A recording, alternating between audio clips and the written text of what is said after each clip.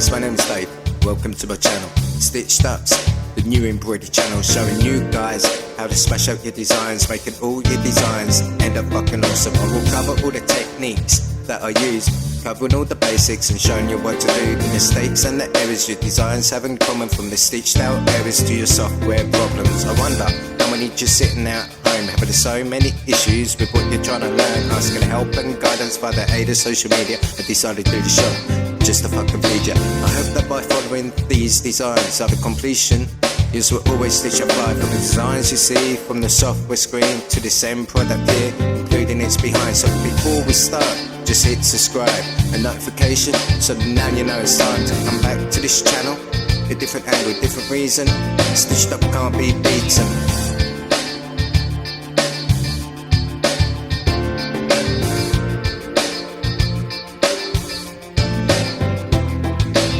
Firstly, I'm hitting up with the basics. Doesn't matter your software, but V8 made this. But luckily for you, the techniques and the methods are pretty much the same with whatever you sit down with. The methods I talk through are all very simple. Practicality, practically straightforward, regardless of the software. So once the need is opened up by default, it gives you ugly fucking beige room. This be the first thing I'm gonna take off. So click on the design tab and scroll back down to the background. The background display color box should open.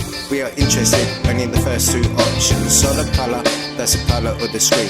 Color in the hoop, change inside it seems by clicking on the box next to both of these options. Now we've got a few colors that we've got to choose from. So now I'll set the background color to the dark grey.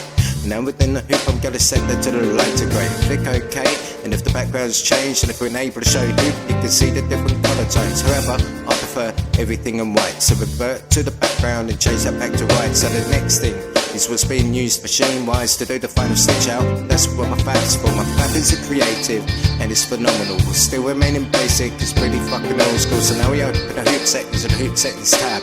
As you can see, it covers every make and model, have included Bernina, Embroidery and brother, as well as all the fucking hoops of every make and model. So selecting the hoop the machine's going to be using, it's now time to get the artwork inserted.